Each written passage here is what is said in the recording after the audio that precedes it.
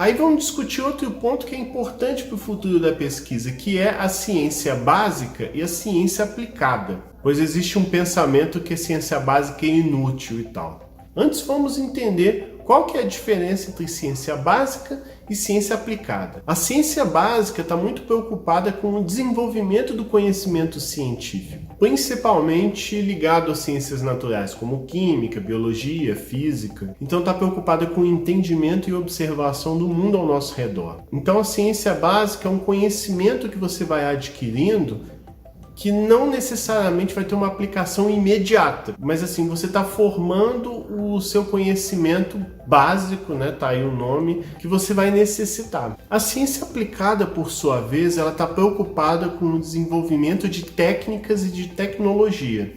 Então a ideia já é utilizar esse conhecimento para desenvolver um produto ou um serviço específico, aplicado, né, como o próprio nome já diz. Normalmente consideramos que a ciência básica é tipo a fundação, é o que dá sustento, dá base para a ciência aplicada. Agora, o que acontece? A interseção entre essas duas é bastante tênue.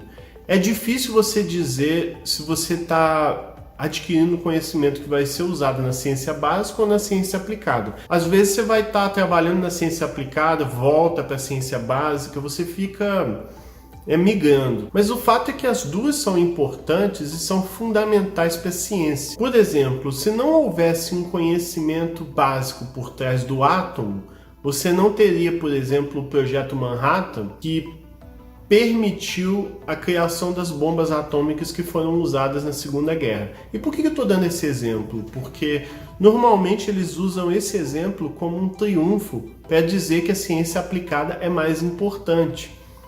Até porque, de fato, existiu um projeto no governo que planejava desenvolver essa tecnologia. Então você teve um projeto assim dos anos que levariam e tal para você desenvolver isso. Só que as pessoas esquecem que se não houvesse o conhecimento anterior do átomo, você não chegaria nesse projeto. Não teria como você desenvolver essas bombas se não houvesse o conhecimento do átomo. E quando houve esse estudo do átomo num primeiro momento, ninguém sabia onde você ia chegar. Então, o que acontece? Você não tem como você saber antes aonde aquele conhecimento vai te levar. Então, se você... vou fazer só ciência aplicada agora. Vai chegar um momento que de onde você vai tirar o conhecimento para desenvolver aquela tecnologia aplicada? Você precisa adquirir alguma coisa do conhecimento básico para você conseguir fazer isso. Então dizer que a ciência básica é inútil, que a aplicada é melhor e tal, não faz sentido. Outro ponto importante é que na ciência é fundamental você sempre estar preparado. Por que as pessoas acham, por exemplo, que o Batman é o melhor herói? É porque o cara sempre está preparado. O cara já faz planos para derrotar os outros heróis, né? O cara já tem um plano aqui para derrotar o Superman, tem um plano aqui para derrotar a Mulher Maravilha, tem um plano para derrotar, sei lá, o Flash. Então, para um projeto de país, para um país que tem a soberania, que é uma coisa até que o governo gosta de falar, você tem que ter planejamento, você tem que estar pronto para as coisas que podem vir. Por exemplo, alguns anos atrás, né, bastante, sei lá, uns 10 anos atrás, se alguém pesquisasse, por exemplo, o Zika, o chikungunya, as pessoas iam te perguntar, para que você está pesquisando isso? Não tem problemas com essas doenças, o problema é a dengue. Enfim, hoje nós temos esse problema. Se houvesse alguma pesquisa, algum entendimento dessa doença antes que ela chegasse, a gente já está mais preparado para lidar com ela. Seria mais fácil a gente reagir contra essa doença, ou essas doenças. Então ciência também tem a ver com isso, se antecipar, se preparar para os problemas que provavelmente vão vir no futuro. Eu até lembro, lendo na época da Copa do Mundo, 2014, aqui no Brasil, os cientistas já falavam que existia um risco muito grande de chegar doenças trazidas de turistas e tudo mais para o Brasil. E assim, o quanto que a gente se planejou para lidar com esses problemas? O quanto a gente escuta os cientistas para evitar problemas no futuro? Por exemplo, uma discussão que está muito firme agora é o aquecimento global, as mudanças climáticas. Eu já cansei de ouvir entrevistas de cientistas dizendo que quando esse problema começar, né, já está acontecendo, mas quando esse problema piorar com o passar dos anos, o que a gente vai gastar de dinheiro para lidar, por exemplo, com o aumento da água nos oceanos, né, que vai afetar as cidades litorâneas. Enfim, a gente vai ter um gasto de dinheiro muito grande que, se a gente lidasse com o problema agora, a gente ia gastar muito menos. Então, olha que coisa burra. A gente prefere esgotar os nossos recursos, gastar tudo, sendo que lá para frente a gente vai ter que pagar essa conta. A gente podia estar pagando mais barato agora, mas a gente prefere pagar mais caro depois. E não faz sentido. Agora vamos falar um pouco de ciências humanas, né? Aquelas que não servem para nada, que servem para um bando de maconheiro fazer balbúrdia nas universidades, porque só ciências exatas presta, só ela que serve para alguma coisa. Vamos desmistificar isso daí. Vocês devem lembrar que, por exemplo, o ministro da Educação falou alguma coisa sobre cortar dinheiro, por exemplo, de filosofia, sociologia, que você não é proibido de estudar isso, mas se você quer estudar isso, pague com seu próprio dinheiro, né? Ele falou um negócio assim. Eu vou até botar esse vídeo aí para vocês verem que eu não estou inventando. E acho que a função do governo é respeitar o dinheiro do pagador de imposto. Então, o que a gente tem que ensinar para as crianças, para os jovens, são, primeiro, habilidades de poder ler, escrever, fazer conta. A segunda coisa mais importante, um ofício que gere renda para a pessoa, bem-estar para a família dela, que melhore a sociedade em volta dela. O Japão, que é um país, na nossa viagem a gente viu isso, presidente. O Japão, que é um país muito mais rico que o Brasil, ele está tirando dinheiro público do pagador de imposto de faculdades que são tidas como faculdades para uma pessoa que já é muito rica ou de elite, como filosofia. Pode estudar filosofia? Pode, com dinheiro próprio.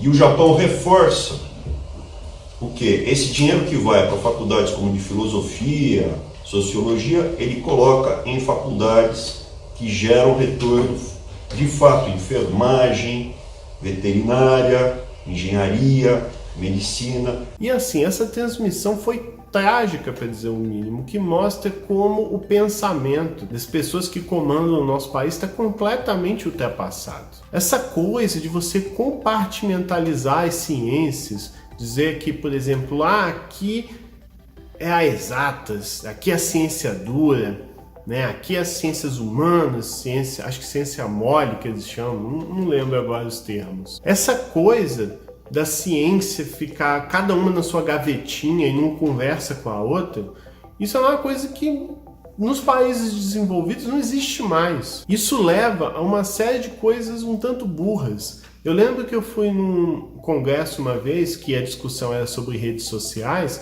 e tinha uma professora lá que trabalhava com redes sociais e ela estava na interseção entre a computação e a comunicação. Porque meio que ela estava nas duas coisas. Ela estava estudando, por exemplo, o comportamento das pessoas em redes sociais, os algoritmos. Enfim, ela estava nessa linha tênue aí. E o que ela reclamava é que quando ela ia pedir dinheiro para as pesquisas dela, o que é normal, todo mundo, né, nos países desenvolvidos também o pessoal solicita projetos e tal para receber um custeio dos seus projetos. Quando ela ia solicitar esse dinheiro para a pesquisa dela, o pessoal da computação fala: você não é exatamente computação, vai pedir lá para o pessoal da comunicação. Aí ela ia na comunicação e o pessoal falava: isso que você está fazendo não é exatamente comunicação, vai pedir na computação. E a mulher não podia, acabava que ela não recebia o dinheiro de ninguém. Outro problema que até alguns anos atrás era bastante forte, e eu noto que assim, falta muito para resolver esse problema, mas já existe uma atenção maior, é, por exemplo, nos concursos. Existem uma série de pós-graduações que são interdisciplinares. Um bom exemplo na minha área é a modelagem computacional, que é tipo uma engenharia onde você estuda conceitos de física, química, matemática, e usa a computação como uma ferramenta meio para você desenvolver pesquisas nessas áreas. Então, não chega a ser exatamente computação, mas não chega a ser, por exemplo, física, química e tal. é uma coisa interdisciplinar. Só que quando ia abrir concursos para professor, até uns anos atrás, o pessoal não escrevia que poderia, por exemplo, gente formada em modelagem computacional. Normalmente eles colocavam, quem é formado em ciência da computação, engenharia da computação, em alguns casos sistemas de informação, pode fazer. E como não coloca modelagem computacional, o pessoal cortava. Então, meio que desincentivando a interdisciplinaridade. Claro que isso melhorou, hoje em dia você já vê concursos que coloca áreas afins, então nas áreas afins meio que entra a modelagem computacional, mas é só um exemplo de como era uma coisa burra que acontecia alguns anos atrás e que a gente está se adequando com isso. E é triste, pois enquanto os docentes já estão se adequando, melhorando nessa parte, chega o Ministério da Educação, o governo federal, com um pensamento completamente retrógrado. Eu não entendo, por exemplo, a raiva que o pessoal tem com sociologia, com filosofia.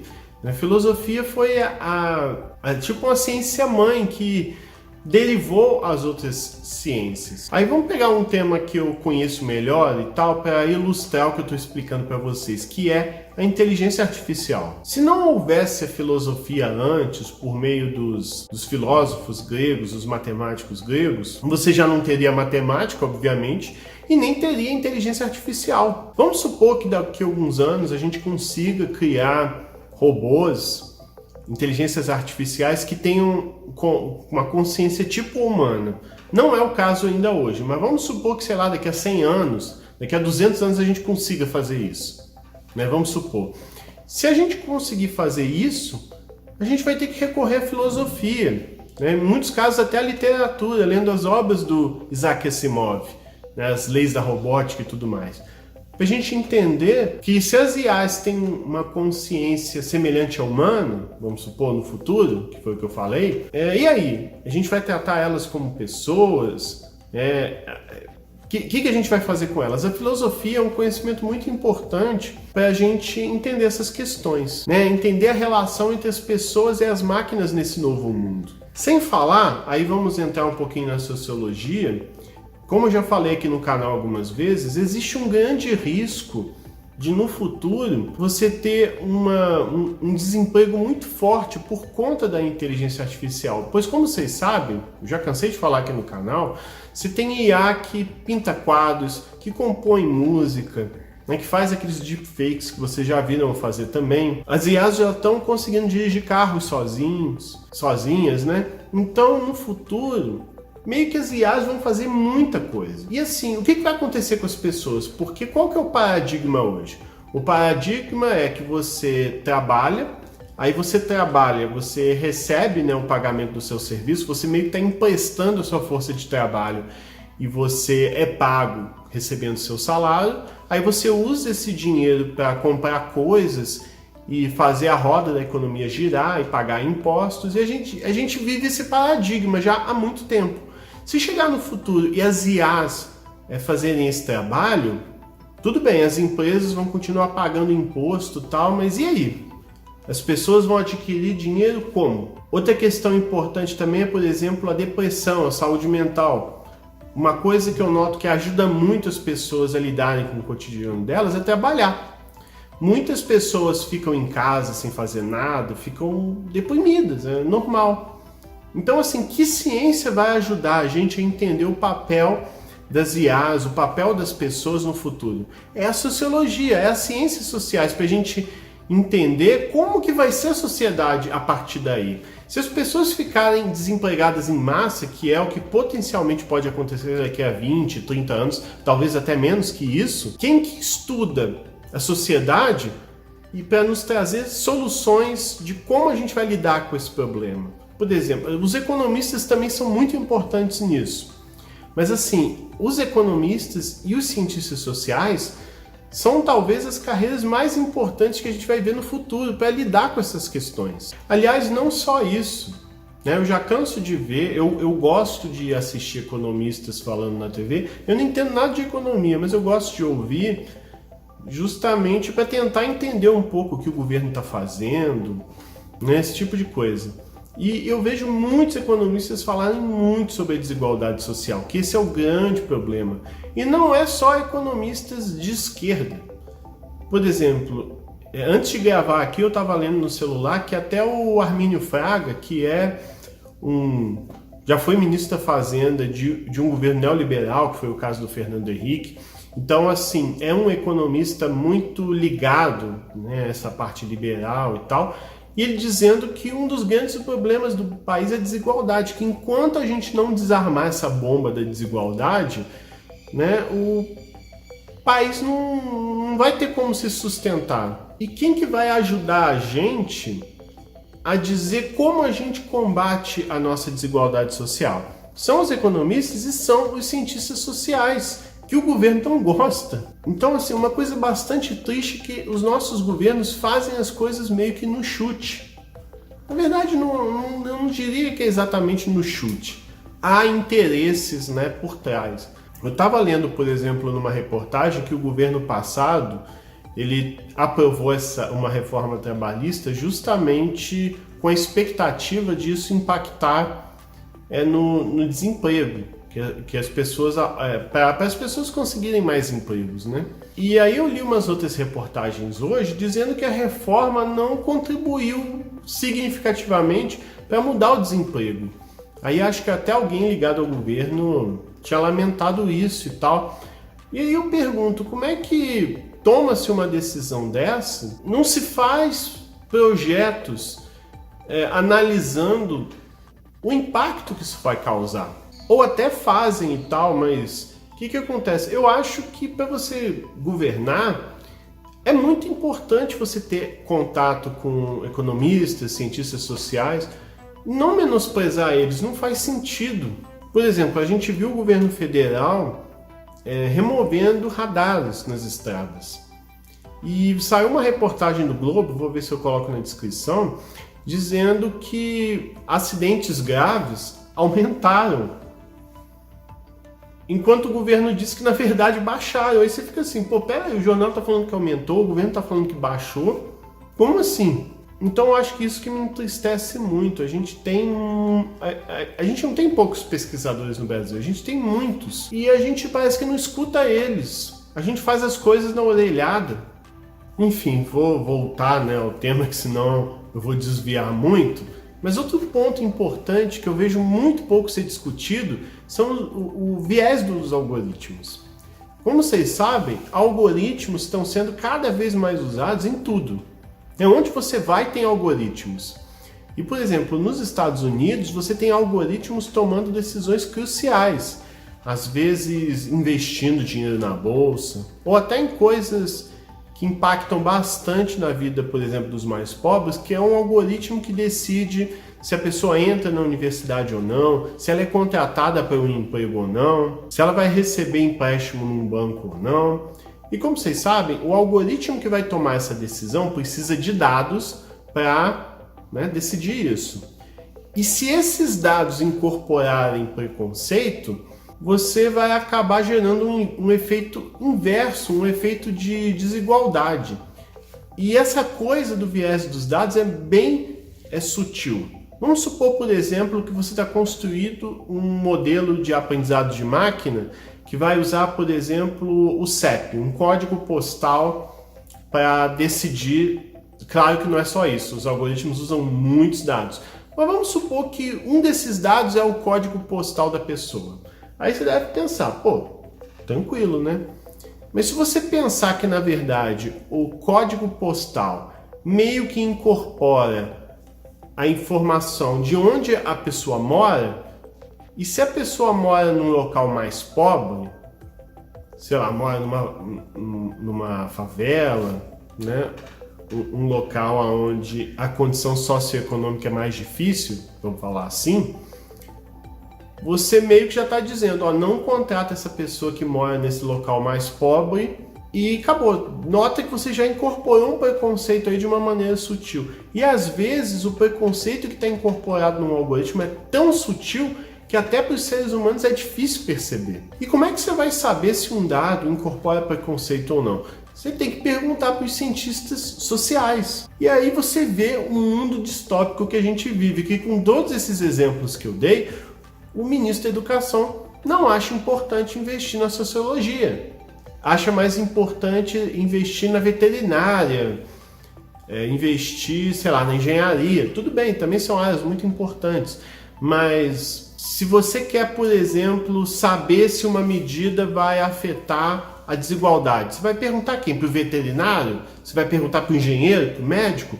Tem que ser para o cientista social, cáspita. Aí o argumento que eu canso de escutar sobre isso é: mas o Japão tirou ciências humanas, o Japão não tem mais ciências humanas. Inclusive, o próprio ministro falou nessa live aí, que eu peguei parte do vídeo e coloquei para vocês, o ministro falou isso também. Inclusive, o governo está inspirado até no Japão para tomar essa medida. Só que tem um problema: o Japão já voltou atrás, tem bastante tempo.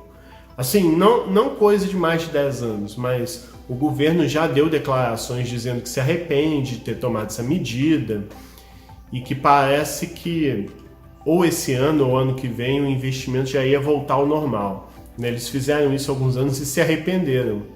Inclusive, o que levou o governo japonês a voltar atrás dessa decisão é justamente a inteligência artificial que eu acabei de falar e também as mudanças climáticas. A mesma mudança climática que o chanceler, o ministro das Relações Exteriores, nega que acontece.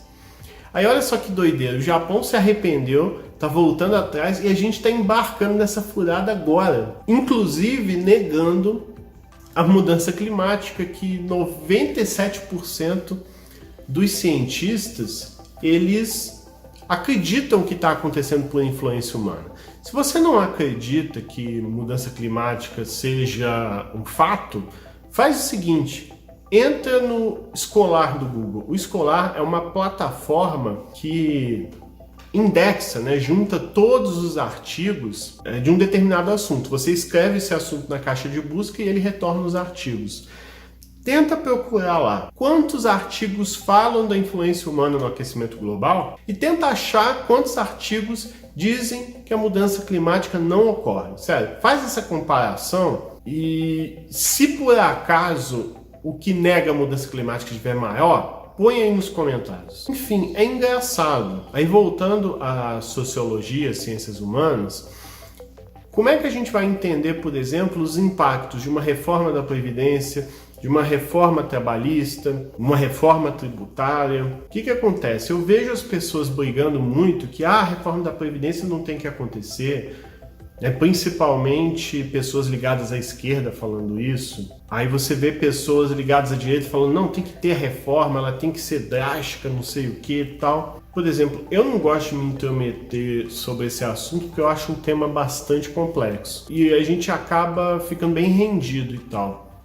Enfim, para concluir, que eu acho que eu já falei demais, eu tenho uma dúvida: será que o governo está cortando dinheiro da educação, da ciência, porque falta dinheiro ou porque é uma ideologia anti-ciência, negando a ciência? Será que esse ambiente que está negando a ciência, será que esse ambiente que está sendo gerado, por meio dele a gente vai chegar a discussões racionais para lidar com os nossos problemas? Não é complicado.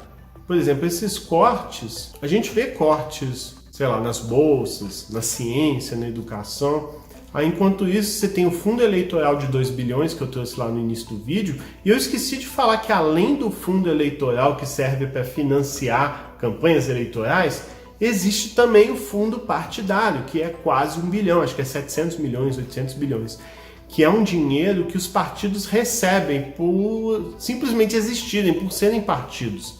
Os partidos que têm bancadas na Câmara e acho que no Senado também maiores recebem mais dinheiro. Então, assim, a gente meio que torra 3 bilhões com políticos, partidos e tal, um dinheiro que sei lá qual é o retorno. E aí, óbvio, essa conta não fecha. Aí você vai lá, tira poucos milhões da educação e da ciência para financiar isso. E você vai falar: pô, Lucas, poucos milhões é muito. Tá, 1 milhão é muito para mim, 1 milhão é muito para você, 10 milhões é muito para mim, para você, mas para porcaria de um país, 10 milhões é pouco, 10 milhões não é quase nada, né? Dinheiros factíveis para um estado, aí já você entra na casa dos bilhões para realmente, né, afetar. Então, assim, você vai cortar de onde tem muito pouco para financiar umas coisas. Tudo bem, você vai alegar que, mas tem que ter o fundo eleitoral, pois o Supremo Tribunal Federal ele proibiu o financiamento empresarial. Tudo bem, mas precisa ser 2 bilhões, 3 bilhões? Será que... E isso que é engraçado, cara. É engraçado porque, assim, o fundo eleitoral... Não é engraçado, é triste. Mas, assim, o fundo eleitoral é 2 bilhões e tem político reclamando, dizendo que tem que ser mais. Porque eleição municipal gasta mais dinheiro, pipipi, popopó. Então, enfim, é isso, tá? Eu pirulei pra caramba hoje, acho que eu tava meio... Provavelmente esse vídeo vai ter que ter 2 partes, porque dessa vez eu falei pra caramba. Então é isso, tá? Eu espero que você tenha gostado. Se você gosta desses formatos assim, que eu converso com vocês de uma maneira mais tranquila, eu tô até inspirado nesse cenário novo, eu tô a fim de fazer uns vídeos mais dialogando com vocês. Tá certo? Então é isso, eu espero que você tenha gostado desse vídeo. Não deixe de curtir, compartilhar e se inscrever no canal. Eu provavelmente vou ser xingado, mas eu gosto, né? Quando o pessoal me xinga, eu me divirto, né? Eu dou risada pra caramba. Claro, quando vocês elogiam, eu gosto pra caramba também. Assim, eu não dou risada, eu dou risada quando... Por exemplo, o cara vai me xingar de vagabundo e tal, eu rio, eu acho engraçado, eu não fico chateado. Tá certo? Então é isso, valeu e até a próxima.